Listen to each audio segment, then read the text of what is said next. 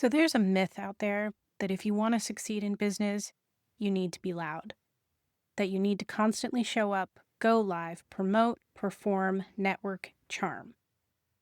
But what if that's just not true? What if there's another path, a quieter one that still leads to real success, one where you can build something meaningful without pretending to be someone you're not? Today, we're talking about that path, the one for introverts, the low energy, high impact way to run a business and build an audience without going live, without showing your face, and without burning out. If you've ever thought, I want to work for myself, but I can't do it like that, this episode is for you. So here's the deal. Not everyone is built for the spotlight. Some of us feel more at home in quiet corners doing deep, focused work, away from the noise and pressure to constantly show up. And yet, somehow, the world keeps telling us that if we want to be successful entrepreneurs, we need to be louder, more visible, more on. But what if that's not the only way? If you're new here, welcome to Boldly Introverted, the online business podcast for quiet entrepreneurs who want to build something meaningful without selling out their energy. I'm Jeanette, and this is a space for intentional introverted women doing business on their own terms. Around here, we ditch the performative hustle and talk about sustainable strategies, honest growth, and what it really looks like to build a business that fits you. In today's episode, we're getting into something I know a lot of introverts wrestle with: how to build a business and an audience without draining yourself. First, I'm going to share some low-energy business ideas that actually work with your strengths, not against them. And then we're going to talk about how to grow an audience for those ideas without going live, recording yourself doing silly things, or showing your face if that's not your thing. Whether you're dreaming of a big shift or just testing the waters with something small and manageable, I hope today's episode helps you feel a little more seen and a lot more clear about what's possible. Let's start with the foundation. What kind of business actually works for an introvert? Not just what looks good on paper, but what actually feels sustainable day to day. I've got a bunch of ideas for you that are quiet, focused, and full of potential. So let's start with the heart of it: business models that actually feel good to run as an introvert. These aren't pipe dreams or passive income fantasies. They're grounded, quiet ways to make a living, designed for folks who value autonomy, deep focus, and meaningful work over constant noise. So the first one I want to talk about is freelance writing. Writing is practically the introvert's dream job. It's quiet, focused, and gives you complete control over your workday. You can choose clients that align with your values, pick topics that actually interest you, and do it all from your own little creative bubble. No video calls, no meetings, no chaos unless you invite it in. There's steady demand for content writers, copywriters, blog writers, and niche specialists. If you enjoy putting thoughts into words, this one's worth exploring. It's not flashy, but it's solid. You have blogging with affiliate marketing. So blogging isn't dead. It's just evolved a lot. And for introverts, it's a long game that can work beautifully. You write once and that post keeps working for you. Add in affiliate links, digital products, or ad revenue, and you've got a slow burn business that compounds over time. The best part? You don't need to show up every day. You're building a body of thoughtful, helpful content that will quietly build trust and income. It just takes time. You've got memberships. Now, I know membership might sound overwhelming, like you're committing to being available 24/7, but hear me out. Not all memberships have to be high energy. In fact, some of the best ones are low-key, structured, and deeply nourishing for both you and your members. Think a quiet writing circle, a monthly email club, a guided journaling space, or a themed content library. You set the rhythm, you set the expectations, you create a container that supports consistency without overstimulation. And because it's recurring revenue, you're not starting from zero every month. That kind of stability can be game-changing. You've got print on demand, so e-commerce type stores. So if you love to design, you are good with clever words or visual storytelling, print on demand is a fairly simple way to put your creativity to work. You design once, you upload to a platform like Etsy, and you let the system handle the rest. You don't have to worry about inventory or shipping, and customer service is typically light. You can work solo, you can stay behind the scenes, and you can still create something that sells while you sleep, which is perfect if you like the idea of building a brand, but not the idea of being the face of it.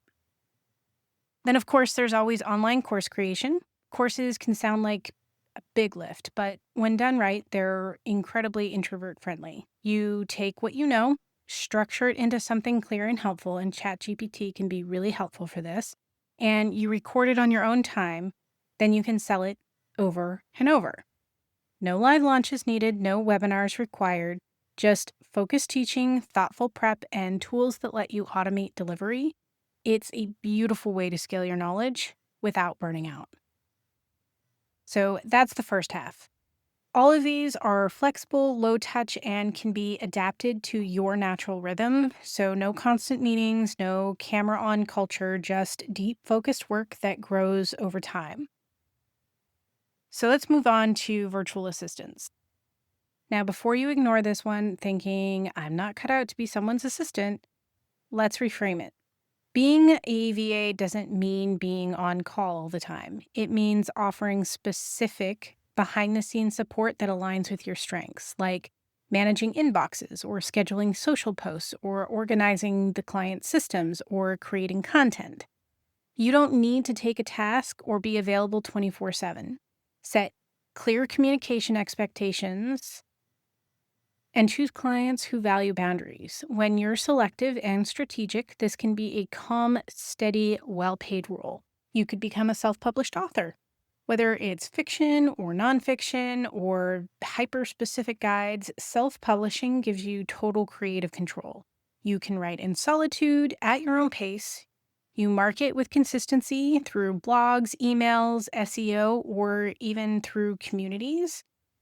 Platforms like Amazon KDP make it incredibly accessible to get your work out into the world. You own the process, and over time, it can turn into a reliable trickle or even stream of income. Stock photography or digital art sales.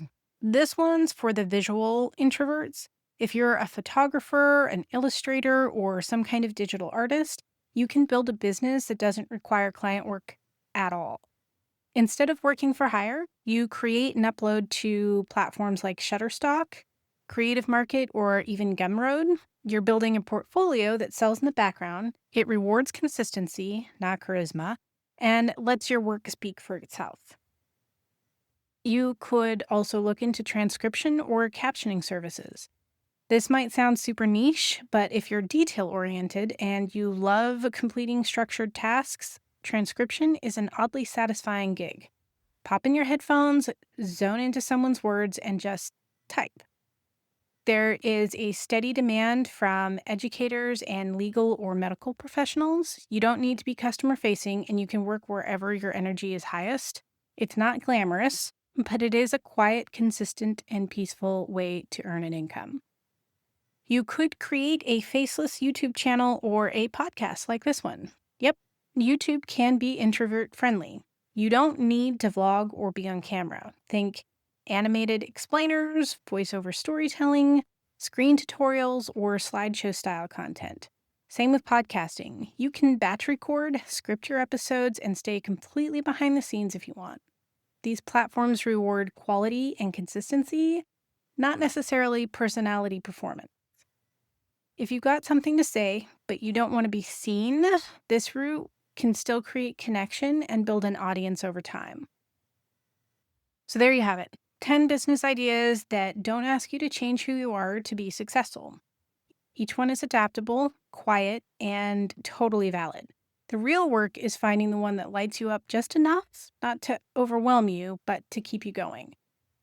So now that we've looked at what kind of businesses can actually work for introverts, let's talk about how to grow them without going live, without dancing on reels, and without burning through all of your energy reserves.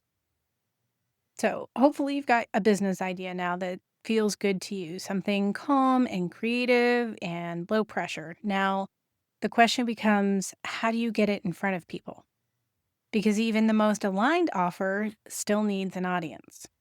But if the thought of going live, posting selfies, or being on all the time makes you want to crawl under a blanket, you're not alone.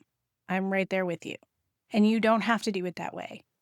So here's how to build an audience that feels good to grow, and there's no spotlight required. Writing is your superpower. It lets you think before you speak, communicate with depth, and connect in a way that feels natural, not performative. Start where you feel most comfortable. Blog posts, long-form Instagram captions, email newsletters, or even thoughtful threads on Twitter or, X. You don't have to post daily. You don't have to be trendy. You just have to be clear, useful, and that one's really important, and honest and authentic. The best part, written content tends to stick around. A blog post you write today could bring in readers months or even years from now. You're building a slow, steady body of work that does the talking for you. So one of the biggest drains for introverts is real-time interaction. That pressure to respond quickly or show up live or always be available. Pinterest, LinkedIn, or even email are places where you can post, respond, and engage on your own time. You can schedule content when your energy is high and then step away without losing that momentum. You can use tools like FEA Create's Social Planner or Buffer or Later to preload your posts, and that way you're still visible even when you're recharging. You're not disappearing, you're just showing up on your own terms. So those two strategies alone can create a strong, consistent presence. Without ever showing your face or jumping on a live stream, you're leading with thoughtfulness, not noise. So we've talked a bit about writing and platforms, both powerful tools for introverts who want to grow quietly. Now, let's look at 3 more ways to build trust and visibility without the overwhelm. Here's the truth. You don't need a huge audience. You just need a connected one. And introverts are often great at meaningful one-on-one communication. DMs and email are powerful because they're personal. You don't have to speak to a crowd, you're just connecting with one person at a time. Start small. Reply thoughtfully to somebody's comment. Don't just respond quickly to get it over with. Send a welcome note to new subscribers. Share something real in your newsletter that invites people to respond to you. These tiny moments of care can add up. People remember how you made them feel, and trust is built on that. You don't need to be constantly creating. You just need to be strategic about reusing what you already have. So you wrote a blog post. Pull a quote from that for Instagram. Turn your main points into a carousel post. Add a story to your next email. And when you're ready, batch your content. Create when your energy is high and schedule it out so you're not scrambling later. Tools like Notion, Canva, or even your favorite paper planner can help you map it all out. The goal here isn't to be everywhere. It's to do less and let your content work harder for you. You can share personal experiences without making yourself the main character. You can use metaphors, behind-the-scenes moments, or lessons from your clients or work. Storytelling doesn't have to mean vulnerability overload. It can mean quiet honesty, thoughtful reflections, a glimpse into how you see the world. People connect with your lens, how you interpret things, what you notice, what you care about. You don't need to be on camera to be real. You just need to share what matters to you in your own voice. When you piece all this together, you get something that feels grounded. You're showing up without burning out. You're building without broadcasting, and you're proving, quietly but consistently, that there's more than one way to grow. So if this episode hit home for you, if you're tired of business advice that feels too loud, too fast, or just not built for you, I'd love it if you followed the podcast. That way you won't miss future episodes that help you grow on your terms. And if you want deeper support, something structured, honest, and introvert-friendly, join the waitlist for the Empowerment Alliance. It's my upcoming monthly membership for women building online businesses who want real strategy without the performative hype. Once it's live, each month you'll get a short, focused mini course on a business skill like simplifying your tech or planning content or protecting your energy. Plus, useful tools like Notion planners, Canva templates, and a private space to ask all your, wait, how do I actually do this? Questions. It's designed to be clear, steady, and supportive so you can keep moving forward in a way that feels good to you. If you're building quietly, this is for you. You can check out the show notes for the link to join the waitlist or head over to empoweryourspark.com. I would love to have you inside. Until next time.